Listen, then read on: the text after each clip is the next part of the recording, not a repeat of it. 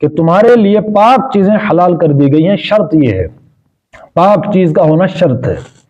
اس سے معلوم ہوا کہ اہل کتاب اگر پاکی اور طہارت کے ان قوانین کی پابندی نہ کریں جو شریعت کے نقطہ نظر سے ضروری ہیں، یا اگر ان کے کھانے میں حرام چیزیں شامل ہوں تو اس سے پرہیز کرنا چاہیے۔ مثلا اگر وہ خدا کا نام لیے بغیر کسی جانور کو ذبح کریں یا اس پر خدا کے سوا کسی اور کا نام لیں تو اسے کھانا ہمارے لیے جائز نہیں، اسی طرح اگر ان کے دسترخوان پر شراب یا سور یا کوئی اور حرام چیز ہو تو ہم ان کے ساتھ شریک نہیں ہو سکتے۔ اہل کتاب کے سوا دوسرے غیر مسلموں کا بھی یہی حکم ہے، فرق صرف یہ ہے کہ ذبیحہ اہل کتاب ہی کا جائز ہے جبکہ انہوں نے خدا کا نام اس پر لیا ہو۔ رہے غیر اہل کتاب تو ان کے ہلاک کیے ہوئے جانور کو ہم نہیں کھا سکتے۔ اس میں ہے صرف اہل کتاب یہودی اور عیسائی نصرانی، ان کا ذبیحہ ہم کھا سکتے ہیں، باقی ان کو چھوڑ کر جتنے بھی لوگ ہیں ہم ان کا ذبیحہ نہیں کھا سکتے۔ سمپل سی یہ بات ہے۔ اور جو دوسری چیزیں کھانے پینے کی بشرطے وہ پاک ہوں ان کو ہم کھا ہی سکتے ہیں، جانوروں کو چھوڑ کر، مطلب ذبیحہ کا جہاں بھی مسئلہ ہو، یا جو ہم نے چیزیں پڑھی ہیں خنزیر ہے اور شراب ہے، یہ اس قبیل کی جو ساری چیزیں وہ تو حرام ہے، وہ تو کامن سینس کی بات ہے۔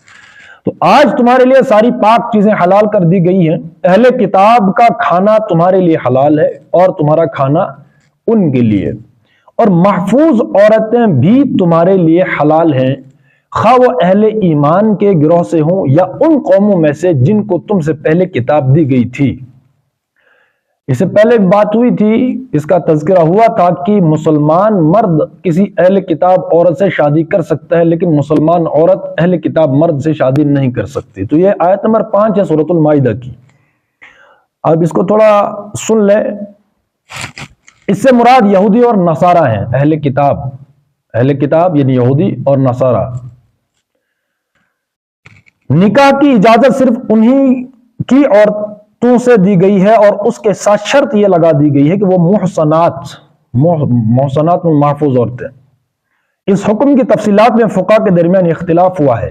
ابن عباس کا خیال ہے کہ یہاں اہل کتاب سے مراد وہ اہل کتاب ہیں جو اسلامی حکومت کی رعایا ہوں، اسلامی حکومت کی رعایا اہل کتاب عورتیں ہیں، یہ کہا ہے ابن عباس نے رضی اللہ عنہ۔ رہے دارالحرب اور دارالکفر کہ یہود و نصارہ، تو ان کی عورتوں سے نکاح کرنا درست نہیں۔ اب یہ فقہ کا اختلاف ہے۔ حنفیہ اس سے تھوڑا اختلاف کرتے ہیں، ان کے نزدیک بیرونی ممالک کے اہل کتاب کی عورتوں سے نکاح کرنا حرام تو نہیں ہے مگر مکروہ ضرور ہے، مطلب جائز ہے،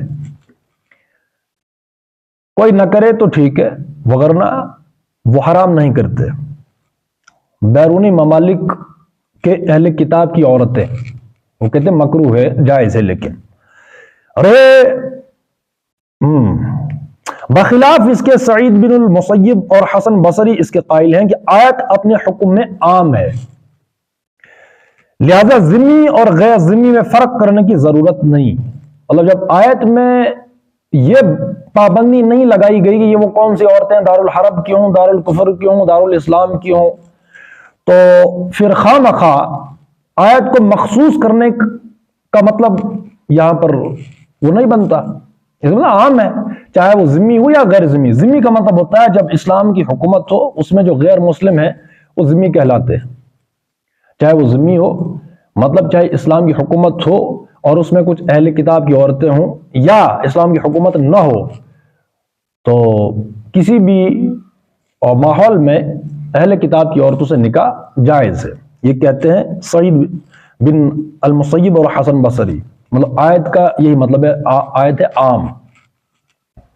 ایک تو ہے کہ قرآن نے کسی آیت میں یہ تخصیص، کسی آیت نے تخصیص خود کر دی ہو تو بات الگ ہے، مطلب وہاں لکھا گیا ہو کہ نہیں یہ شرط ہے اہل کتاب کی عورتوں سے نکاح کر سکتے ہو، لیکن یہ شرطیں ہیں۔ قرآن کی آیت میں تو ایسا نہیں ہے، تو پھر فقہا کے درمیان اختلاف ہوتا ہے، تو بہرحال لیکن آیت کیا ہے یہاں پر؟ عام ہے۔ پھر محصنات کے مفہوم میں بھی فقہا کے درمیان اختلاف ہے۔ حضرت عمر رضی اللہ عنہ کے نزدیک اس سے مراد پاک دامن عصمت مآب عورتیں ہیں، اور اس بنا پر وہ اہل کتاب کی آزاد منش عورتوں کو اس اجازت سے خارج قرار دیتے ہیں، حضرت عمر رضی اللہ عنہ۔ یہی رائے حسن شعبی، ابراہیم نخعی کی ہے، اور حنفیہ نے بھی اسی کو پسند کیا ہے۔ بخلاف اس کے امام شافعی کی رائے یہ ہے کہ یہاں یہ لفظ لونڈیوں کے مقابلے میں استعمال ہوا ہے، لونڈیوں کے مقابلے میں، یعنی اس سے مراد اہل کتاب کی وہ عورتیں ہیں جو لونڈیاں نہ ہوں۔ تو معلوم تو یہی ہوتا ہے، لاجک یہی ہے۔ قرآن ابھی تک ہم نے جتنی بھی آیتیں پڑھی ہیں اس ضمن میں، محصنات وہ لونڈیوں کے علاوہ جو بھی عورتیں ہیں، لونڈیا دو ہی کیٹیگری ہیں جو بھی ہم اس نکاح کے ضمن میں پڑھتے ہیں، ایک ہوتی ہے محصنات، ایک ہوتی ہے لونڈیا۔ لونڈیوں کا اور محصنات کے وہ جو حقوق ہیں وہ برابر نہیں ہے۔ یہی سورۃ النساء میں ہے، آیت نمبر 3 میں جو وہ آئی ہے 4 شادیوں کے ضمن میں، وہ جو ترغیب ہے اس کے آخر پر کیا لکھا ہے؟ او ما ملکت ایمانکم، کہ اگر تم آزاد خاندانی 4 عورتوں سے نکاح کرنے کی استطاعت نہیں رکھتے، انصاف نہیں کر سکتے، تو پھر عدل نہیں کر سکتے، شرط عدل ہے، تو پھر ایک ہی عورت سے نکاح کرو۔ اگر اس کے ساتھ بھی آپ عدل نہیں کر سکتے تو پھر ان عورتوں کو زوجیت میں لاؤ جو تمہاری ملک یمین ہے، مملوکہ، ایک ہوتے منکوحہ، آزاد خاندانی عورت جو لونڈی نہ ہو، جس کو ہم نے حاصل نہ کیا ہو۔ مطلب یہ آج کل کے دور کی نہیں ہے، یہ تب کی ہم بات کر رہے ہیں جب صحابہ کہیں جاتے تھے مہم پر اور اس علاقے کو انہوں نے فتح کر لیا۔ اب دیکھو اس میں بھی تھوڑی وہ ترتیب یوں ہے، صحابہ مطلب اسلام اصول کیا ہے؟ کوئی کوشچن کر سکتا ہے کہ تم نے ان کو اسلام قبول کیوں نہ کرایا، تم نے ان کو لونڈیا کیوں بنایا، غلام کیوں بنایا؟ وہ آخری آپشن تھا ان کے پاس۔ حضور صلی اللہ علیہ وسلم اور صحابہ جب بھی کہیں جاتے تھے تو پہلی جو بات کرتے تھے ان سے وہ کرتے تھے ایمان کی اور اسلام کی۔ بھائی اسلام کی دعوت یہ ہے، عقائد اور نظریات یہ ہیں، کیا آپ قبول کرتے کہ نہیں کرتے؟ پوری دعوت جیسے ہوتی ہے۔ اگر تو وہ دعوت قبول کر لیتے تو برابر وہ بھی مسلمان، ہم بھی مسلمان، جیسے صحابہ مسلمان تھے وہ بھی مسلمان ہو گئے۔ کوئی اونچ نیچ نہیں ہے، کوئی نیو کمر کا مسئلہ نہیں تھا کہ بھئی تم نئے مسلمان ہو، ہم زیادہ افضل ہے، تم جونیئر ہو، ہم سینئر ہیں وغیرہ، حقوق وغیرہ نہیں، برابر۔ اگر تو انہوں نے اسلام قبول کر لیا تو پہلی دعوت کیا تھی؟ پہلی بات کہ اسلام قبول کر لو، دعوت دینے کے نتیجے میں۔ اگر تو وہ قبول کرتے تو ٹھیک، مسلمان تھے، بات ختم۔ آگے کے دو آپشن تھے وہ تو خود بخود زائل ہو گئے نا۔ پہلی بات پر اگر انہوں نے اسلام قبول کیا، اگر تو انہوں نے پہلا یہ جو آپشن ہے وہ ختم کر دیا، انہوں نے قبول نہیں کیا اسلام، تو دوسرے اصول پر آتے تھے، دوسری بات پر کہ تم اللہ کی حاکمیت کو قبول کرو۔ کیا مطلب؟ کہ تم اقتدار سے دستبردار ہو کر ذمہ بن جاؤ، اللہ کے قانون کو قبول کرو۔ ایک ہوتا ہے ایمان قبول کرنا، ایک ہے اللہ کے قانون کو قبول کرنا۔ اسلامی حکومت اقتدار میں ہوگا، یعنی اقتدار کس کے ہاتھ میں ہے؟ اب اللہ کے، اور تم نے یہاں رہنا ہے، رو اپنے مذہب پر لیکن اللہ کی حاکمیت کو قبول کرتے ہوئے۔ اسلام قبول نہ کرو کوئی بات نہیں، لیکن اسلام کے جو قوانین ہیں وہ تم کو ماننے ہوں گے، اسلام کی جو حکومت ہے وہ تمہیں ماننی ہوگی۔ اس ضمن میں وہ ذمہ رہتے تھے، اگر انہیں قبول کر لے تو ٹھیک ہے، ہم اقتدار چھوڑتے ہیں بغیر کسی لڑائی جھگڑے کے، یہ لو آپ حکومت سنبھالو یہاں پر۔ اب دیکھو حکومت کون کرتے وہاں پر؟ مسلمان نہیں کرتے، اللہ حکومت کرتا۔ یعنی مسلمان حکومت میں آتے لیکن وہ اپنے قوانین جاری نہیں کرتے، اللہ رسول کے قوانین جاری کرتے۔ یہ بڑی بات تھی، وہ رحمت تھی مسلمانوں کے لیے بھی غیر مسلموں کے لیے بھی۔ کون؟ اللہ کی حکومت۔ اس کے نتیجے میں وہ ذمہ ہوتے، یعنی وہ ٹیکس دیتے۔ اب ایک ہی ٹیکس دینا تھا، باقی تمام در ذمہ داری کون لیتا ہے؟ وہ اسلامی حکومت لیتی ہے۔ تو یہ دوسرا آپشن تھا ان کے لیے۔ پہلا آپشن اسلام قبول کرو، اس کو ریجیکٹ کر لیا۔ دوسرا آپشن ذمہ بن کر رہو، یعنی اقتدار پر ہم رہیں گے، ہم اللہ کی حکومت قائم کریں گے، اپنی حکومت نہیں، اللہ کی حکومت۔ اور تم پر کوئی جبر، کوئی ظلم، کوئی استبداد، کوئی استحصال، کچھ نہیں، بلکہ تم وہی وَلَقَدْ كَرَّمْنَا بَنِي آدم، اللہ نے کہا کہ ہم نے آدم کو، انسان کو عزت اور تکریم سے نوازا، تمہارے جتنے بھی حقوق ہیں ان کی پاسداری ہم کریں گے، تم پر کوئی ظلم نہیں ہوگا۔ چاہے تم کسی بھی مذہب کو ماننے والے ہو، تم آزاد و فری ہو، اپنی مذہب پر چلو، مندر بنانے وہ بناؤ، جو بھی ہے، عیسائی ہو، یہودی ہو، جو بھی ہو، آپ آزاد ہو، لیکن اقتدار اور حکومت اور حاکمیت اللہ کی یہاں قائم ہوگی۔ مانتے ہو تو ذمہ بن کر رہو، اور جو ہے وہ آپ نے کچھ اس کے عوض میں اپنی حفاظت کے لیے کچھ پیسہ دینا ہے حکومت کو۔ ظاہر سی بات ہے تم پر کوئی ذمہ داری نہیں حکومت کی، نہ سرحدوں کی، یا کچھ بھی نہیں ہے۔ آپ جو آزادی کے ساتھ یہاں پر جی سکتے ہیں، اپنی ترقی کر سکتے ہیں، بچوں کو پڑھا سکتے ہیں، جو کچھ کرنا ہے کر لیں۔ تو یہ دوسرا آپشن ہے۔ پہلا آپشن کہ ایمان قبول کر لو، اسلام قبول کرو، اسلام، اللہ، رسول، آخرت، ٹھیک ہے، وہ بھی ریجیکٹ کر لیا انہوں نے۔ دوسرا وہ بھی ریجیکٹ کر، نہیں ہم حکومتیں چھوڑنے والے نہیں ہیں۔ تیسرا آتا تھا پھر کہ آؤ میدان میں، اب ہم مقابلہ کریں گے، چاہے جیت تمہاری ہوگی چاہے ہماری ہوگی۔ پھر تیسرے آپشن پر دو پہلے ریجیکٹ کرنے کے بعد تیسرے پر آتے تھے، وہاں لڑائی ہوتی تھی، پھر تو لڑائی میں جو بھی جیتتا ہے جیتتا ہے۔ تو مان لو کہ وہاں صحابہ نے وہ جنگ جیت لی، تو جنگ میں کیا ہوتا ہے پھر؟ جنگ میں تو جنگ ہے۔ پھر مان لو کہ صحابہ نے جنگ جیتی ہے، تو جو اکثریت جو ہوتی ہے وہاں لڑنے والوں کی، وہ زہر ہو گئی، مقتول ہو گئے، قتل ہو گئے۔ کچھ جو ہے پھر اپنی جان بچانے کے لیے بھاگتے ہیں، کچھ کو پکڑا جاتا ہے زندہ۔ عورتیں تو ویسے ہی جو ہے وہ مستثنا ہوتی ہے جنگ سے۔ تو پھر جو بچے کچے وہاں رہتے ہیں لوگ، ان کو صحابہ کیا کرتے تھے؟ وہ غلام بنا کر اپنی اس ریاست میں وہ لے آتے تھے۔ فتح جب کس کی ہوئی؟ صحابہ کی۔ تو بچے کچے جو لوگ تھے، عورتیں، لونڈیاں، مرد، غلام، تو یہ جبر تھا مسلمانوں کی طرف سے، صحابہ کی طرف سے۔ انہوں نے خود دو آپشن جو ہے وہ ضائع کر لیے۔ تیسرے کی دعوت انہوں نے خود دی کہ آؤ ہم لڑیں گے، ہم اقدار چھوڑنے والے نہیں ہیں۔ تو جب انہوں نے جنگ کی ہے اور اس کے بعد میجورٹی ان کی جو ہے وہ قتل ہوئی ہے، اور جو بچے کچے عورتیں تھیں اور مرد تھے، مرد کو غلام بنا لیا گیا، اور عورتیں جو ہیں وہ کیپچر جب ہوئی ہیں، حاصل ہوئی ہیں، ان کو جو ہے قبضہ مسلمانوں کا ہوا، تو وہ لونڈیاں کہلائی۔ پھر ان کی ترتیب یہ ہوئی ہے کہ اب جو ہے اگر الگ سے ان کی جو کالونی ہے وہ بنا لی جائے تو وہ کیا کریں گے؟ ظاہر سی بات ہے اندر سے وہ جو ہے وہ جو جراثیم ہے نفرت کے، دشمنی کے، وہ تو جو ظاہر سی بات ہے وہ ابھریں گے۔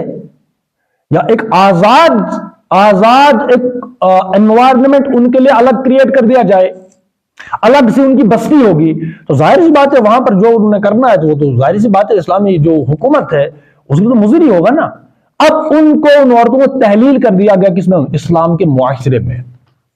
دیکھیے بات پھر سے یاد رکھیے، انہوں نے دو آپشن خود ریجیکٹ کیے ہیں۔ انہوں نے اسلام کو ریجیکٹ کیا، ہم نہیں مانتے، اقتدار کو بھی ریجیکٹ کیا، ہم نہیں مانتے اللہ کی حاکمیت کو، تیسرا تو یہی بچا نا۔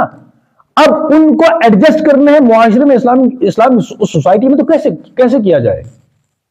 پھر ان کو یہ ہے کہ وہ یہ ملک یمین ہے، ملک یمین ہے۔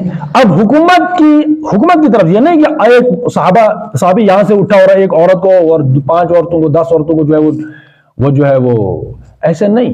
حکومت کی طرف سے جس صحابہ کے اس میں کوئی لونڈی آ گئی تو آ گئی، آج خود وہ کسی لونڈی کو حاصل نہیں کر سکتے، قبضہ نہیں کر سکتے کسی عورت پر۔ پھر ان کو اس معاشرے میں تحلیل کیا گیا تاکہ معاشرہ جو ہے وہ ان اسلام کی جو اسپرٹ ہے اس پر قائم رہے، ان کی طرف سے کوئی بدتمیزی جو ہے پیدا نہ ہو سکے۔ اور رفتہ رفتہ ان کے لیے پورا ایک وہ جو ہے ہم نے وہ ڈیٹیل پڑھی ہے، وہ آزاد بھی ہو سکتے ہیں جو بھی غلام ہیں اور لونڈیاں ہیں۔ وہ علیحدہ اگر چیپٹر اس میں آ گیا ہے تو سورۃ النساء میں شاید وہ اس کے ہم وہ ڈیٹیل پڑھ چکے ہیں، ٹھیک ہے نا۔ تو اس طریقے سے آخری آپشن تھا، اور اس کے بعد وہ جو ہے اسلام وہ صحابہ میں وہ تقسیم کر دی جاتی تھی، وہی او ما ملکت ایمانکم، کہ اب لونڈیوں کو اپنی زوجیت میں لاؤ، ان کے حقوق خاندانی عورتوں کے برابر نہیں ہے۔ بات سمجھ رہے ہیں؟ اس سے ایک تقویت ملتی ہے تعدد ازواج کو، ایک تو ہے مثنی و ثلاثہ و رباع، 2 3 4 عورتیں جو تمہیں پسند ہو ان سے نکاح کرو، اور اس کے بعد او ما ملکت ایمانکم، تو پھر ترغیب تعدد ہی کی ہے نا بھائی، تعدد ہی 2 سے شروعات ہوتی ہے، تو ترغیب کس چیز کی ہے؟ ایک ہے شرط، مطلب 2 سے آپ عدل نہیں کر سکتے، 3 کے ساتھ نہیں کر سکتے، 4 کے ساتھ نہیں کر سکتے، تو پھر 1 کے ساتھ شادی کرو۔ لیکن اگر اس کے ساتھ بھی عدل نہیں کر سکتے، شرط یہ ہے 1 کے ساتھ بھی عدل کی۔ اب یہاں پر پوری امت مسلمہ اس وقت یہ اس پر جو ہے وہ تکیہ کیے بیٹھی ہے کہ نہیں، یہاں پر جو ہے فوکس 1 کا ہے۔ فوکس 1 کا نہیں، فوکس ہے عدل پر۔ مجھے پتا ہے 1 پر بھی عدل ہو سکتا ہے، لیکن جب اللہ کو سمجھانے بیٹھ جائیں پھر آیتوں کی تعویل یوں ہوتی ہے کہ نہیں، اللہ تو 1 پر وہ فوکس کر رہا ہے۔ بھائی فوکس ہے تعدد پر، 1 پر نہیں ہے، تعدد فوکس ہے عدل پر، ترغیب ہے تعدد کی، تعدد ازواج، 1 سے زیادہ شادیاں۔ اور پھر اوما ملکت ایمانکم، صحابہ میں کیا تھا، کسی کی 2 تھی، 3 تھی، 4 تھی، پلس وہ لونڈیاں، وہ کس کی زوجیت میں تھی؟ وہ تو انہی کی زوجیت میں نہیں نا، صحابہ کی، تو ان کی بیویاں اس تعداد کے حساب سے کتنی ہو سکتی تھی؟ بھائی 5 6، یہ جو ہے وہ بھائی 1 سے زیادہ ہی ہو سکتی ہے نا، بات سمجھ رہے ہیں؟ 4 تو حد ہے نا، 4 پر ہے پابندی کی، 4 سے زیادہ نہیں ہونی چاہیے تھی، بات سمجھ رہے ہیں؟ تو فوکس ہے یہاں پر تعدد کی، نہ کہ 1 کی۔ اب اس کی حکمت اور اس کی فلسفی کیا ہے وہ ہمیں سمجھنا ہوگا۔ اجتماعی مفاد کے لیے اجتماعیت ہے مین مدعا اور مقصد، بات سمجھ رہے ہیں؟ تو یہ ہے جو ہم نے یہ امام شافعی کی یہ رائے پڑھی ہے کہ اس میں محسنات سے آزاد خاندانی عورت جو کیپچر نہ ہوئی ہو، مطلب پہلے سے مسلمان ہے یا ذمہ نہیں ہے، جیسے کہ ابھی صحابہ نے، وہ صحابہ گئے اور جو ہے لونڈیاں آئے اور غلام آئے، اس سے باہر بھی ہو سکتا ہے۔ مطلب جس علاقے کو صحابہ نے فتح نہیں کیا، مان لو اس وقت بھی جس علاقے کو فتح نہیں کیا، تو اس علاقے کی اہل کتاب عورتیں کیا ہوں گی؟ وہ آزاد ہوں گی، نہ کہ وہ لونڈیاں ہوں گی، بات سمجھ رہے ہیں؟ تو محسنات کا اطلاق اور لونڈوں کا اطلاق وہی ہوگا جو قرآن کہہ رہا ہے، حکم ہے عام، ٹھیک ہے نا؟ آج کل جو گھروں میں نوکر ہوتے ہیں وہ غلام نہیں ہے، وہ نوکر ہے۔ IAS آفیسر کیا ہے، ایک پروفیسر کیا ہے، اسی طریقے سے اگر وہ نوکری کر رہے ہیں تو گھر میں جھاڑو دینے والا یا جھاڑو دینے والی یا کھانا پکانے والا پکانے والی وہ بھی نوکر ہے، اس پر غلام کا اطلاق ہرگز نہیں ہوگا، حرام ہے، حرام مطلق۔ اگر تو کوئی اس پر اطلاق کرے اور اس کو لونڈی بنا کر رکھے اور اس کے ساتھ جو ہے وہ کرے کہ بھئی یہ تو قرآن کہتا ہے، او ما ملکت ایمانکم، چلو جو ہے آپ کو زوجیت میں لے لیں، یہ انتہائی گھٹیا درجے کی منافقت بھی ہے، جہالت بھی ہے، بے غیرتی بھی ہے، بات سمجھ رہے ہیں؟ وہ غلام سے، اچھا غلامی کا ایک اور کنسپٹ تھا کہ وہاں انسانوں کو باتوں پہ خریدا جاتا تھا، جیسے آج کل ہم جانوروں کو خریدتے ہیں۔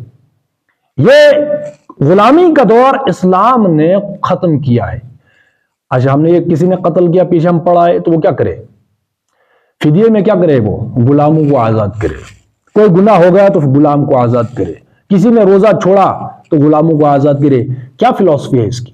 انہیں غلامی کے کلچر کو ختم کیا جائے، یہ تو اسلام نے اس کو ختم کیا۔ لیکن ختم کوئی چیز ہو نہیں سکتی، حرام نہیں کیا۔ بہت سارے ایسے بھی اس وقت ہوں گے جہاں غلامی کا بھی کلچر ہوگا، بات سمجھ رہے ہیں؟ تو غلاموں کو اس وقت باضابطہ خریدا جاتا تھا، جیسے ہم جانوروں کو، بھیڑوں کو خریدتے ہیں، بکریوں کو خریدتے ہیں۔ نوکر الگ چیز ہے، 10 to 4، 10 to 5 یا 1 دن 2 دن، ہفتے میں 2 دن وہ نوکری کرے گا، وہ نوکر ہے، وہ غلام نہیں ہے، بات سمجھ رہے ہیں؟ تو غلامی کا وہ ہے، یا تو وہ جنگ میں قیدی بن کر آئے یا کسی کو خریدا جائے، وہ غلام ہے۔ لیکن اسلام میں غلام بنانے کی قطعاً اجازت نہیں ہے، ویسے کسی کو خریدا جائے۔ کوئی کہے کہ بھائی تم تو کہہ رہے ہو ایک طرف سے اسلام میں غلاموں کی اجازت نہیں ہے، لونڈیوں کی، دوسری طرف سے قرآن لونڈیوں کا تذکرہ کر رہا ہے، وہ ہے جنگ کے نتیجے میں کیپچر ہونا۔ جنگ ہو گئی 2 قوموں کے درمیان، یہاں پر تو مسلمان یہاں پر جو تقسیم ہوئی تھی جب انڈیا پاکستان بنا، یہاں پاکستان موجودہ ان کی جو عورتیں، مسلمان عورتیں یہاں رہ گئی تھی، اور یہاں ہندوؤں کی، سکھوں کی عورتیں وہاں رہ گئی تھی۔ بعد میں ان جاہلوں نے ان کا تبادلہ کیا ہی نہیں۔ اور بعد ڈاکٹر اسرار کی وہ اس سے میں نے سنا کہ کئی سالوں بعد ان کو ہوش آیا کہ بھائی یہاں مسلمانوں کی عورتیں وہاں رہ گئی ہیں اور وہاں کی یہ، اور پھر جو انہوں نے وہ پیغام بھیجا کہ آؤ ہم نے یہ ایک وہ سلسلہ چلایا ہے کہ جو بھی مسلمان عورتیں یہاں پنجاب میں یا انڈیا میں رہ گئی ہیں تو ان کو ہم بلانا واپس چاہیں۔ تو ان عورتوں نے صاف انکار کر دیا. انہوں نے کہا اب تمہیں خیال آیا اب ہمیں 5 2 4 بچے ہو گئے. بات سمجھ رہے ہیں؟ تو یہ انتہائی بھونڈی تقسیم تھی یہ جو اس وقت جو تھا وہ جاہلوں کے ہاتھ میں وہ چلا گیا سارا مسئلہ. پاکستان بنتے وقت سارے جاہل تھے میکسیمم، جن کے بھی باغ ڈور جن کے ہاتھوں میں تھی، وگرنہ وہ عین اسلام ہوتا، عین اسلام تو اسلام کے مطابق سارے فیصلے کرتے ہیں کہ بھائی جو عورتیں وہاں رہ گئی ہیں ان کو واپس دے. جب وہ قرآن میں وہ بھی ڈسکس ہوا ہے کہ جو مہر تم نے دیا ان سے واپس لے لو، جو انہوں نے دیا وہ واپس لے لو، تبادلہ ہوتا ان کی عورتوں کو واپس بھیج دو اور جو آپ کی وہاں عورتیں ان کو واپس لے لیا جائے.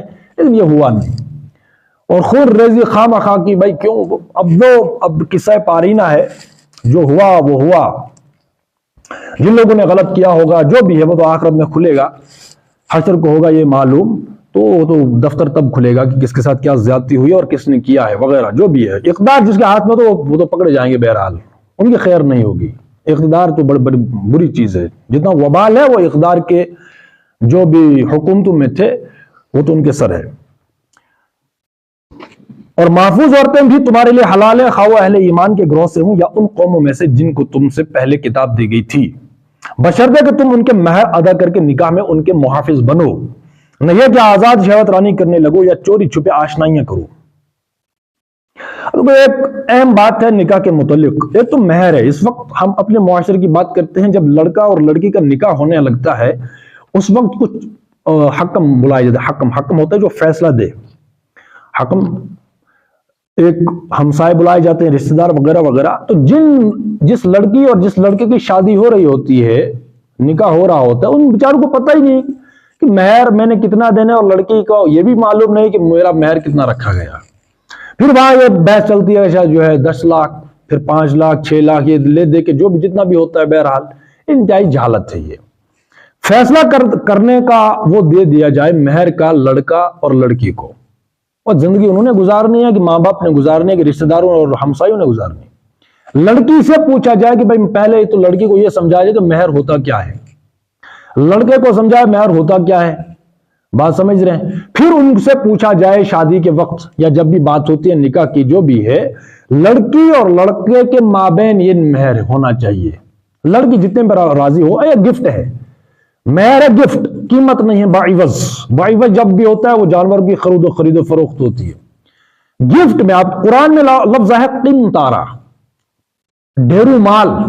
اگر تو کوئی شخص اپنی مرضی سے ڈھیرو مال دے دے اپنی بیوی کو تو وہ اجازت ہے، لیکن یہ عام تو نہیں ہو سکتا نا. اگر مان لو کہ میرے پاس یا کسی کے پاس بھی جو کوئی 20 لاکھ دے دے اس وقت یا 20 کروڑ دے دے تو وہ کرائیٹیریا نہیں بن سکتا کہ اس نے 20 کروڑ دیا چلو ہم بھی تم بھی دو. مطلب ڈیمانڈ، مطالبہ، رشتہ دار جو بھی بیٹھتے ہیں وہ حکم بن کر نہیں. بھائی لڑکا اور لڑکی کا معاملہ ہے، جو یہ طے کر لیں ہمیں منظور ہے تو وہ میوچولی ہوگا کہ لڑکی اور لڑکا جو ظاہر سی بات ہے لڑکا اتنا ہی دے گا نا جن میں اس کی قوت ہوگی، وسعت ہوگی. بات سمجھ رہے ہیں؟ اور اس میں کوئی بار نہیں ہوگا، یعنی وزن نہیں ہوگا، بوجھ نہیں ہوگا. بوجھ بن کر وہ قبول نہیں کرے گا. بعض اوقات یہ بھی لڑائیاں ہو جاتی ہیں، تلخیاں ہو جاتی ہیں کہ بھائی تم تو یہ وغیرہ اتنا، چلو بھائی واپس چلو یا بہرحال جبر و اکراہ. یعنی مجھے یہ جتنا تم نے مہر کہا ہے دل تو نہیں مانتا، لیکن کیا کریں اب پھنس گئے ہیں تو چلو بھائی ٹھیک ہے دے. بعد میں سارا بابا لڑکی پر آتا ہے. بات سمجھ رہے ہیں؟ اس میں سمپل یہ ہے. اچھا دوسری بات یہ ہے کہ یہ کوئی فرض نہیں ہے کہ بوقت نکاح مہر کی ادائیگی بوقت نکاح یہ جو ہے ضروری نہیں ہے. میں یہ نہیں کہہ رہا کہ مہر ادا کرنا جو ہے ضروری نہیں ہے. میں یہ کہہ رہا ہوں کہ جب نکاح ہو یا رخصتی ہو، فرض کے درجے میں مہر ادا کرنا اسی وقت یہ ضروری نہیں ہے. اسی پر ڈیلے ہو جاتا ہے نکاح اور مہر اور ہوتے ہیں زنا. ہوتا کہ نہیں؟ بغیر نکاح کے لڑکا اور لڑکی ملیں گے، کیا کریں گے؟ اور یہ کس نے کرایا؟ سارا کا سارا وبال کس کا ہے؟ غلطی کس کی؟ گھر والوں کی ہے. بھائی بغیر مہر کے بھی نکاح ہو جاتا ہے نا، بغیر مہر کے نکاح ہو جاتا ہے. اور مہر کس نے دینا ہے؟ لڑکے نے دینا ہے. یہاں تک ہے کہ اگر لڑکا مرد نکاح مہر دینے کی اس کی نیت نہ ہو، عورت اس رشتے کو روک سکتی ہے شادی کے بعد بھی. یعنی شادی کے بعد بھی مہر ادا کیا جا سکتا ہے، وہ فرض دینا ہی دینا ہے، لیکن یہ شرط لگانا کہ نہیں ابھی نکاح ہو رہا ہے مہر ادا کرو، رخصتی ہو رہی ہے مہر ادا کرو، یہ فرض نہیں ہے۔ ہاں کوئی کسی کے پاس اگر پیسہ ہے، کسی لڑکے کے پاس جو شادی کر رہا ہے، اگر ادا کرے تو وہ تو دینا ہی دینا ہے، تو ٹھیک ہے بھائی بوجھ ہلکا ہوگا، میں نے دے دیا مہر۔ لیکن اس کو شرط بنانا یا فرض کے درجے میں اس کو رکھنا کہ بھائی مہر ہی نہیں ہے میں نکاح کیسے کروں، تو جہاں نکاح نہ ہوگا تو پھر پروٹوکول نہیں چلتے وہاں پر، بھائی لڑکا آیا کیوں نہیں، ایک دن رشتہ ہو گیا اور دوسرے دن گھر والے جو ہے وہاں سے جو ہے وہ انویٹیشن کارڈ آ گیا کہ لڑکا کیوں نہیں آیا یا لڑکی کو بھیجو بھائی۔ اچھا نہ گیا تو وہاں جو وہ اندیشے پلتے ہیں کہ ہو نہ ہو ان کی کوئی مرضی نہیں ہے، مگر نہ وہ آتے مٹھائی کے ڈبے وہ نہیں آیا ابھی تک، اور گفٹ نہیں آئی، اس کا مطلب کہ دال میں کچھ کالا ہے، گل بھی چھوڑ ہے۔ اب یہ کلچر ہے، ایک دن رشتہ ہوا دوسرے دن جو ہے وہ لڑکا جاتا ہے لڑکی کے گھر، کیا کریں گے وہاں پر؟ سوشل میڈیا ایک دجال، نظام دوسرا دجال، انسان کے نفس میں ایک اور دجال، تو 3 دجالوں کی ٹرائنگل بنتی ہے، تو وہاں کیا ہوگا؟ وہ لڑکا لڑکی نفلیں پڑھیں گے، اور سمپل ہے بھائی آپ کس دور میں رہ رہے ہیں، یہ سمپل سائنس ہے، یہ موقع کس نے دیا؟ ان جاہلوں نے دیا جنہوں نے رشتہ کیا۔ اس لیے میں کہتا ہوں 30 سال میں نے بتایا 30 سال تک شادی نہ کریں۔ جب لڑکا اس وقت میجورٹی جو ہے، میجورٹی ماں باپوں کی، جو ماں باپ ہیں وہ ہیں جاہل بیچارے، ان پڑھ، چلو تم ادھر کو ہوا جدھر کی، انہیں کیا پتا تربیت کس چیز کا نام ہے۔ این وقت پر شادی کر دی جاتی ہے، جو وقت تربیت کا تھا، تعلیم کا تھا، 2 جاہلوں کو جوڑ دیا، 2 جاہلوں نے، 4 جاہلوں نے 2 جاہلوں کو جوڑ دیا، وہاں کون سی فوج بنے گی؟ وہاں نہ حق مہر جو ہے وہ ڈھنگ کا دیا جاتا، نہ شادی ڈھنگ کی ہوتی، شادی تک چونچلے چلتے ہیں، یہاں کے وہاں، وہاں کے یہاں، شادی کے بعد یو ٹرن لگ گیا۔ وہ لِتَسْكُنُوا إِلَيْهَا وہ انسانوں کے لیے تھا، ایمان والوں کے لیے تھا، جاہلوں کے لیے تھوڑی ہے۔ قرآن تو جاہلوں کے لیے کیا کہتا ہے؟ اولئک کالانعام بل هم اضل، یہ تو جانور ہیں۔ بھائی جو قوم، جو رشتہ دار، جو لڑکا اور لڑکی مہر ڈھنگ سے نہ دیں یا زنا سے نہ بچ سکیں، تو انہوں نے کون سی امامت اور کون سا لِتَسْكُنُوا اور سکون اور یہ وہ کیا ان سے کیا وہ بات ہے اس کی؟ 30 سال تک اس وقت، خیر جو ابھی تک جن نے شادیاں نہیں کی میں ان کے لیے بتا رہا، اور جو چاہتے ہیں کہ ہماری زندگی کے اس سے پہلے کہ ہماری زندگی کا کوئی مقصد ہے، یہ بہت امپورٹنٹ بات ہے۔ اگر تو مقصد کسی کی سمجھ نہیں آ رہا کہ بھائی مقصد وغیرہ کیا ہے، چلو بھائی لڑکی کے پاس گاڑی ہے، لڑکی بھی ہٹو بچو ہے، لڑکا بھی ایسا ہی ہے، ٹھیک ہے بھائی شادیاں ہو رہی ہیں، ادھر جا رہے ہیں وغیرہ وغیرہ جو بھی ہے، ان کے لیے تو ہم بات ہی نہیں کر رہے نا، ان کے لیے تو ہم تو کچھ بھی نہیں کہا، کیا اللہ کیا رسول، بس یہ ہے، یہ تو رسم ہے، رہ گئی رسم ازاں، تو رسم ازاں ہے، یہ ازاں لگ گئی ہے، عید آ گئی ہے تو چلو عید کی نماز پڑھنے، کبھی جمعہ ہے تو پھنس گئے مسلم معاشرے میں، عادت ہے نا، عادتوں کی ورزش ہے۔ ان کے لیے نہیں، جو واقعی جو سنجیدہ ہیں کہ ہم مسلمان ہیں، اتنے آج تک، ابھی جو ہے آج کی ڈیٹ میں کتنے جنازے ہو ہمارے سامنے، ابھی تک آج بھی تھا ایک، وہ چل رہے ہیں ڈیلی، اس کا مطلب کچھ تو پردہ داری ہے۔ اگر انسان مر رہا ہے اس کا مطلب کیا ہوا؟ مطلب یہ ہوا کہ ہماری زندگی کا مقصد شادیوں کے علاوہ بھی کوئی مقصد ہے، واقعی مقصد ہے ہر انسان کا۔ انسان مطلب مرد اور عورت، لڑکا اور لڑکی، انسان کا مطلب نہیں مرد، انسان کی ڈیفینیشن مرد اور عورت، ان کے لیے ہے کہ پہلے وہ مقصد کو سمجھے۔ جب کوئی انسان مقصد کو سمجھتا ہے پھر امیچور سٹیج میں کیا ہوتا؟ امیچور سٹیج میں وہ کوئی بڑا فیصلہ نہیں لیتا۔ مقصد کو سمجھنے کے لیے انسان آزاد ہونا چاہیے۔ اب اس میں ایک اور فلسفر ہے، وہ کہتا ہے کہ بھئی ماں باپ شادی، ایک تو ٹھیک ہے، اگر تو ماں باپ اتنے میچور اور سلجھے اور سنجیدہ اور مقصدی اور مشنری ہوں، وہ بچوں کی شادیاں پہلے کریں اس کے بعد ان کی تربیت کریں، لیکن محال ہے، محال مطلق۔ بھائی ذمہ داری پڑتی ہے، کون فیملی، اتنی فیملی کے وہ جو ہے وہ مسائل اور الجھن ہے، کون اپنے سر لے، کون ماں باپ لیتا اپنے سر؟ بچوں کی شادیاں کریں، ان کے بچے ہو رہے ہیں، کوئی فیملی اور ذمہ داری، اور پھر وہ کون سی تربیت ہوگی؟ یہ لاجک لگتا ہے مجھے۔ اگر تو ماں باپ ہیں وہ تربیت کریں 30 سال تک کم سے کم۔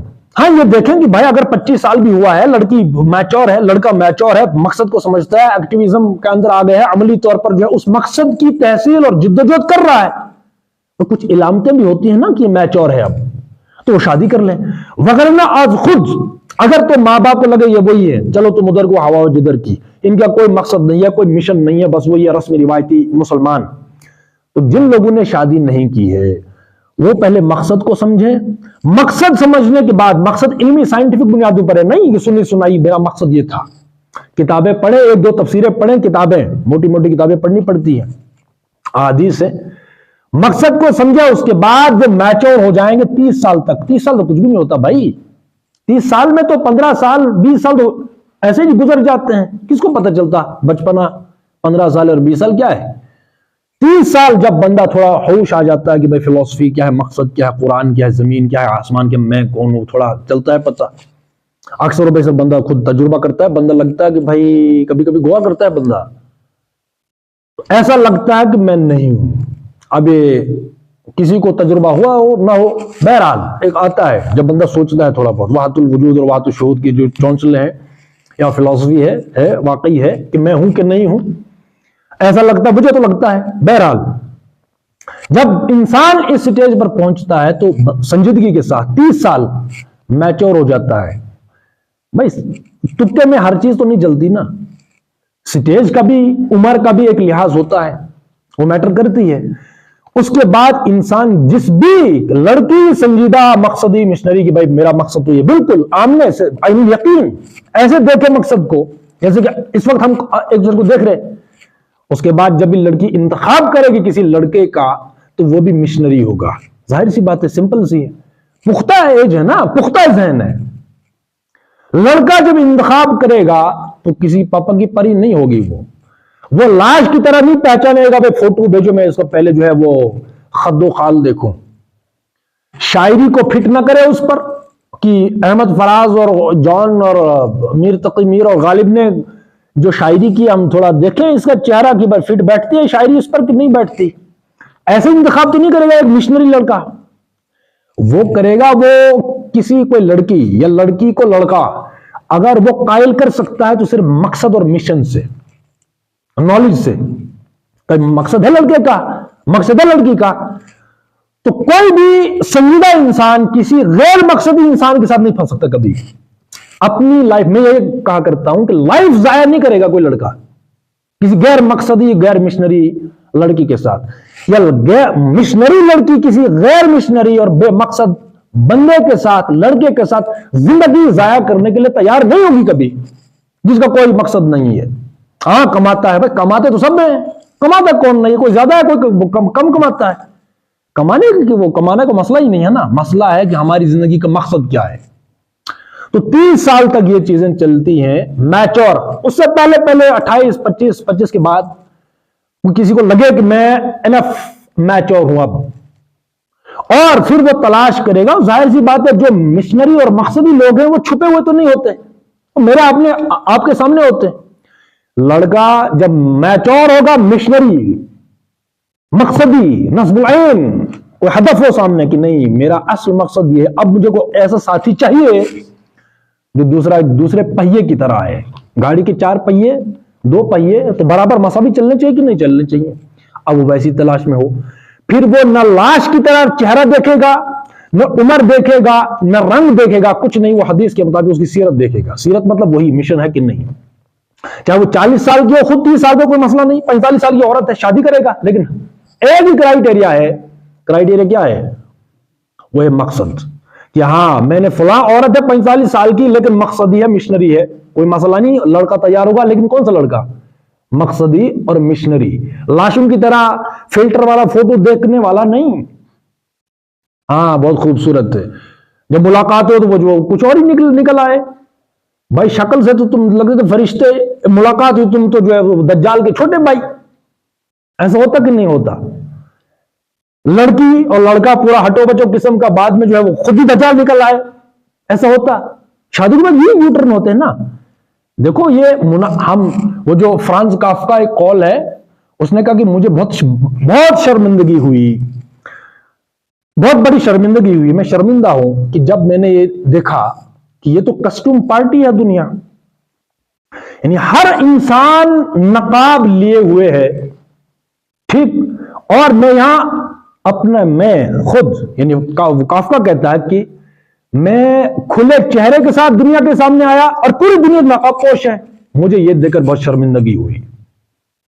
اکثر ایسا ہی ہوتا ہے کہ ہم جب کسی نئے انسان سے ملتے ہیں تو ہٹو بچوں اور تکلفات کے دائرے اتنے ہوتے ہیں کہ ایسا لگتا ہے کہ بس یوں ہی جو قرآن جس انسان کی بات کرتا ہے بس یہ تو بالکل کامل ہے، کامل کامل اکمل اخلاق، کیا بات ہے، کیسی بات کرتا ہے وہ۔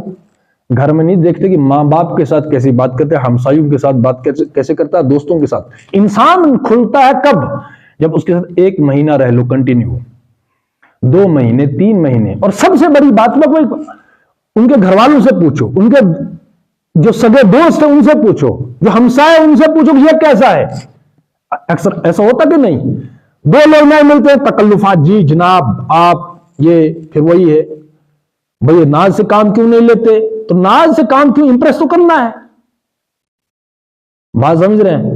تو جو وقت وہ آتا ہے کہ جب ناز سے کام لینا شروع کر دیا اور نام پکارنا شروع کر دیا کہ تم میرا نام کیوں نہیں لیتے، تب پتہ چلتا ہے کہ لڑکی تو دجالی نسل کی ہے اور لڑکا تو پورا دجال ہے، لیکن پھر تو ہے مسئلہ بنتا نہیں ہے۔ اس لیے کون سمجھا ہے صرف باتوں سے، سب کو ایک حادثہ ضروری ہے۔ تو میچور انسان ہے کہ جو حادثے سے پہلے ہی بات سمجھ لے۔ ابھی ہم بتا رہے ہیں کہ نہیں، کچھ تجربات بھی ہمارے ہیں، اللہ ماشاءاللہ جو کچھ تھوڑا بہت پڑھا بھی ہے، ہم تجربے کی بنیاد پہ فلسفی بتا رہے ہیں کہ میچور سٹیج تک ویٹ کریں، نالج شرط ہے، پڑھو اور پڑھو پھر پڑھو، پڑھتے رہو۔ یہ آیت قرآنی من الظلمات الی النور، تو اگر یہ نہ ہوا تو من النور الی الظلمات بھی آیت ہے سورۃ البقرہ کی، اسی ترنت من النور الی الظلمات، من الظلمات الی النور۔ تو پھر جو ظلمات پیچھا کرتا ہے اور آگے دوڑتا ہے، پیچھے دوڑتا ہے بندہ، نکل نہیں سکتا اس سے۔ سب سے بڑا جو خسارہ ہوتا ہے وہ یہ ہے کہ ہمارا جو مقصد ہے زندگی کا، ہم منافق بن کر رہ جاتے ہیں پریکٹیکل لائف میں۔ تو جس بندے نے 2 نمبری کی ہو زندگی میں، تو آخرت تو وہ خود ہی ہے، ملا سے نہ پوچھ، دل سے پوچھ، فتویٰ کیا ہے میرا جنت جہنم کا، بات سمجھ رہے ہیں؟ تو اس لیے میں کہتا ہوں کہ میچور سٹیج تک انسان پڑھے، مقصد کو سمجھے بس، اس کے بعد جو مقصد کو سمجھے مشنری ہوگا، وہ مشنری ساتھی کو ڈھونڈے گا۔ کرو فلائز ود کروز، سمپل ہے، شاہین شاہین کے ساتھ اڑے گا، کوا کوں کے ساتھ اڑے گا، وہ میل کھاتا ہے۔ ایک بندہ جو ہے مجاہد ہو اور وہ کسی جو ہے کوئی شرابی کے ساتھ چلے، ایک بندہ جو ہے وہ صحیح ہو اور غلط، ایسا تو ہوتا ہی نہیں ہے، بات سمجھ رہے ہیں؟ اس لیے میں کہتا ہوں مشنری لڑکا وہ نہ ایج دیکھے گا، نہ شکل دیکھے گا، نہ خاندان دیکھے گا، نہ کوئی فلٹر کا فوٹو دیکھے گا، کچھ بھی نہیں دیکھے گا، وہ دیکھے گا مشنری لڑکی ہے، چاہے اس کی ایج کیسی ہو، شکل کیسی بھی ہو۔ اسی طریقے سے لڑکی مشنری ہو، سنجیدہ ہو، وہ کسی غیر مشنری بے مقصد انسان کے ساتھ چاہے وہ کیسا بھی ہو، خون کا ہو، ظاہر سی بات ہے یہ بھی دیکھا جاتا کہ یہ میرا اپنے خون کا ہے، کوئی کزن ہے، پھر وہ ہے، پھر یہ ہے، یہ چونچلے بھی چلتے کہ نہیں چلتے؟ مشنری انسان جو ہے وہی حضرت نوح علیہ السلام کا بیٹا، جب اس نے کہا کہ یہاں سے جو ہے وہ آئے گا عذاب تو میں تو ادھر چڑھوں گا، ٹھیک ہے، پھر جب وہ ڈوبنے لگا حضرت نوح علیہ السلام نے کیا کہا تھا؟ یہ میرے اہل بیت میں سے ہے۔ اللہ نے کیا کہا تھا؟ یہ تمہاری اہل بیت، یہ تمہارے گھر کا بندہ نہیں ہے، مطلب بیٹا، اللہ نے یہ تمہارا نہیں، کیوں؟ نظریہ ہے، جس نے اللہ کو نہیں پہچانا تو بس اور کوئی رشتہ نہیں ہے۔ تو رشتے ہم نہیں ڈھونڈتے پھر، ہاں مقصد ہی ہے، جب ہجرت ہوئی ہے مکے سے مدینہ، وہاں ہم نے رشتہ داریاں دیکھی تھی، کون میرا خالو ہے اور کون بھانجا اور کون بھتیجی ہے اور کون کزن ہے اور کیا ہے، کچھ بھی نہیں، بالکل ایک جائیداد کے 2 حصے۔ وہ جو ہے وہ سورۃ الحشر میں وَمَن یُوقَ شُحَّ نَفْسٍ فَأُولَٰئِکَ ہُمُ الْمُفْلِحُونَ، شوہ نفس، مثال دی ہے صحابہ کی کہ دل کی تنگی کیا ہے، دل کی تنگی نکالو، دیکھو صحابہ کی یہ مثال ہے۔ تو نہ لڑکا دیکھے گا خاندانی ہے، خون میرے رشتہ دار ہے، یہ نہیں، مقصد ہی ہے تو ٹھیک ہے۔ اسی طرح لڑکی ہے، وہ دیکھے کہ مقصد کا، ہم مقصد کون ہے، ہم مقصد، میرا ایک مقصد ہے، اسی مقصد کو دوسرا بندہ ہے، نہ اس کی وہ ایج دیکھے گی، پھر بات سمجھ رہے ہیں، اور نہ اس خاندان دیکھے گی، اور نہ یہ دیکھے گی اس کی کتنی شادیاں ہیں، اچھا سنگل ہے، شادی ہو گئی ہے بس بات ختم. اس لیے وہ مشنری نہیں ہے. مقصدی ہے بندہ، بات ختم. بھائی مقصد چاہیے نا. اور میں کہا کرتا ہوں اس دور میں ایک کڑوی بات ہے، بہت سارے لوگوں کو پتہ نہیں اور بھی ہے، کہ وہ جو غالب نے کہا کہ ہے آدمی بجائے خود ایک محشر خیال. ہم انجمن سمجھتے ہیں خلوت ہی کیوں نہ ہو، تو محشر خیال ہے. بہت سارے لوگوں میں خیال آ سکتے، پابندی نہیں ہے، آئے ٹھیک ہے بھائی. تو اس دور میں بڑا کام وہ ہے جن پر یہ والی پابندیاں ہیں. میں کہا کرتا ہوں بڑا کام کر لو، دنیا سے چلے جاؤ. ہر وہ کام بڑا جس پر پابندی ہے. لڑکیوں کے لیے بڑا مسئلہ ہے، بھاری پتھر ہے یہ. کسی ایسے شخص سے شادی کرنا جسے ایک شادی ہو، دو شادی ہو، تیسری ہو، چوتھی کا بھی آپشن ہے، لیکن ہے مشنری. بھائی مشنری تو ہے لیکن شادی ہو چکی ہے، کیا کریں. اب یہ گردے کا کام ہے. یہ انقلاب جس کو کہتے ہیں، مشنری جس میں نہ ہو انقلاب، موت ہے وہ زندگی، روح امم کی حیات کشمکش انقلاب. تو یہ ایک ہوتا ہے کسی آیت کی، کسی حدیث کی، کسی قول کی، کسی کوٹ کی، یا کسی موضوع کی تشریح، ڈکشنری، اس کی فلسفی پڑھنا. ایک ہوتا ہے ٹیسٹ کرنا، چکھنا، کہ میں نے اس فلسفی کو چکھا ہے. یہ الگ بات ہے، الگ موضوع ہے. اس کے لیے اپلیکیشن اور چاہیے. عملی، جس کو ہم عمل کہتے ہیں، عمل سے زندگی بنتی ہے. تو عمل سے زندگی بنتی ہے مطلب چکھنا کسی چیز کو، موضوع کو. بھائی مجھے پتا ہے آیتیں بھی زبان یاد ہوتی کہ نہیں، حافظ ہوتے، بلکہ سینے میں محفوظ ہے قرآن، سینے وینے میں محفوظ ہوتا تو انقلاب نہ ہوتا آج تک. بیوقوف بنا دیا لوگوں کو. سینے میں محفوظ ہے، سینے میں کہاں محفوظ ہے، وہ تو رٹا ہے. اور رٹے سے کیا نہیں ہوتا، بات سمجھ رہے ہیں. تو ایک ہے آیتوں کو یا کسی چیز کو حفظ کرنا، ذہن میں رکھنا، بحث کرنا. ایک ہے ان آیتوں کو چکھنا، ٹیسٹ لینا ان کا. تو الگ ہے یہ کہ جس میں نہ ہو انقلاب، موت ہے وہ زندگی. تو یہ چیز ہے. میچور جب بھی ہوتا ہے انسان تو پھر بہرحال مثال تو دیکھو بندہ. زینب غزالی کی ہم مثال دیتے ہیں، صحابہ کی مثال دیتے ہیں. زینب غزالی یہ زمانے قریب کی خاتون تھی، اور بھی بہت ساری ہیں. تو جو کچھ ہم پڑھتے ہیں جب ہم پریکٹیکلی کوئی بھی آئے تھے، یہ نہیں کہ میں صرف شادیوں کی بات کر رہا ہوں اور وغیرہ نہیں. اور بھی سود اس وقت ہے، انسانی حاکمیت ہے. جب انسان کے اپنے مفاد پر زد پڑے اس وقت انسان کیا جو ہے وہ ری ایکشن دیتا ہے. یہ معمول کی باتیں ہیں، ڈیلی لائف کی بات سمجھ رہے ہیں. تو اس میں کسی موضوع کو چکھنا یہ الگ مسئلہ ہے. بس میں تو یہی کہتا ہوں ہمیشہ کہ موضوع کو چکھو. اگر ہم چکھ نہیں سکتے تو پھر کیا رکھا ہے. عشق نہ ہو تو شرع و دین بت قدائے تصورات. پھر اللہ بھی بت بنتا ہے تو پوچھتے رہو. نماز بت بنتی ہے تو پوچھتے رہو. تو یہی تو پوجا ہم کر رہے ہیں. نماز و روزہ و قربانی و حج یہ سب باقی ہے، تو باقی نہیں. تو کہاں اللہ باقی ہے؟ کیا مطلب ہو گیا ہم اللہ کو سمجھانے بیٹھ گئے. بہرحال مشن، مقصد نصب العین. آج کل کے دور میں، آج کے دور جو دور چل رہا ہے، مشنری اور ہم مقصد انسان. بھائی چیک کرنا نا پریکٹیکل لائف میں، چیک کریں تھوڑا. بہت کم ہے، بہت کم، شاذ و نادر. ٹھیک ہے نا. اس لیے فلسفی سمجھو تو فلاسفر ہے بندہ. تو قرآن پڑھنے والا تو بڑا فلاسفر ہے.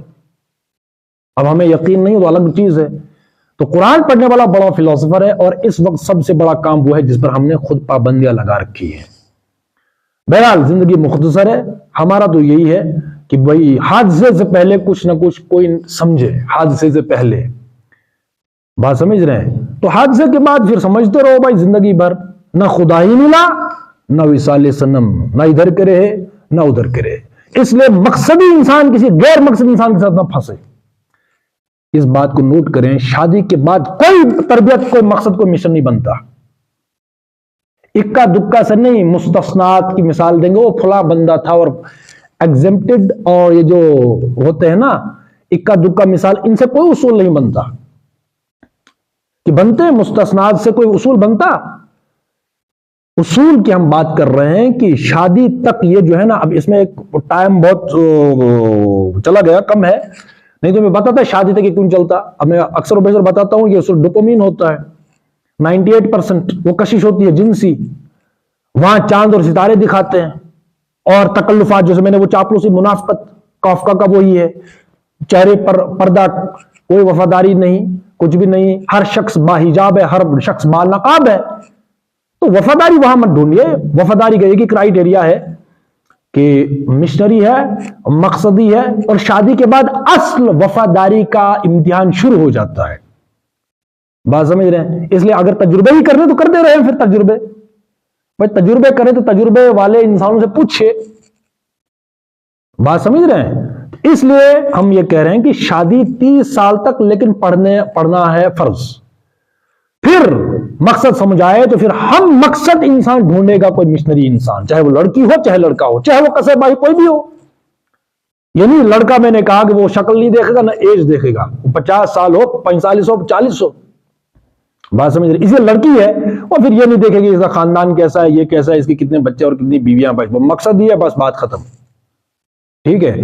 تب جا کر یہ چیزیں ساری سمجھ میں آتی ہیں. لائف بہت شارٹ ہے بھائی، مذاق نہیں ہے کہ بھائی چلو ایک دن چلا گیا وہ بہت بڑا خسارہ ہے. اگر میں نے آج کا دن چلا گیا میں نے کچھ نہ کیا، لیکن ہم تو بیٹھے ہیں جنازوں پر جا رہے ہیں، بس آ رہے ہیں نہ کوئی ٹس سے مس سے، جب تک کہ وہی الہاکم التکاثر حتی زرتم المقابر. ہزاروں خواہشیں ایسی کہ ہر خواہش پہ دم نکلے. تو ہماری تو ہر خواہش پہ دم نکل رہا ہے. یہ نہیں سوچتے کہ بھائی آج کا دن چلا گیا تو قبر ہی قریب آ رہی، کون سا میڈل لگنا ہے مجھے آپ کو. لیکن ہم میڈل پہننے کے لیے تیار بیٹھے. ترقی ہو رہی ہے، ترقی ایک ایک دن چلا گیا ہم ترقی کر رہے. ترقی نہیں ہے بلکہ زوال ہے، قبر کے قریب ہے. اس لیے انقلابی کام ہوا ہے کہ جو اس وقت پابند کام ہے ہم نے از خود لگائے ہیں. اور دنیا میں انقلاب جو ہے نا وہ اکثرت نہیں لاتی. قرآن کہتا ہے اکثرت گمراہ ہوتی ہے، بہت کم لوگ ہوتے ہیں معاشرہ انہی کے ذہن سے چلتا ہے. آخری بات ہے یہ گہری کہ معاشرہ ان لوگوں کے دماغوں سے چلتا ہے جن کا اپنا دماغ بڑا ہو. اس لیے ہم ان میں جانے کی تیاری کریں. کیڑے مکوڑے تو ویسے بھی جیت لیتے ہیں بھائی، کیا ہے جیتے ہی ہے. یہ شریعت بزدلوں اور نامردوں کے لیے نہیں اتری ہے. ہوا کے رخ پر اڑنے والے خس و خاشاک اور پانی کے بہاؤ پر بہنے والے حشرات الارض اور ہر رنگ میں رنگ جانے والے بے رنگوں کے لیے نہیں اتری ہے. اس کے لیے بہادری چاہیے، انقلابی ذہن چاہیے. انشاءاللہ اس سے آگے ہم کل پڑھیں گے.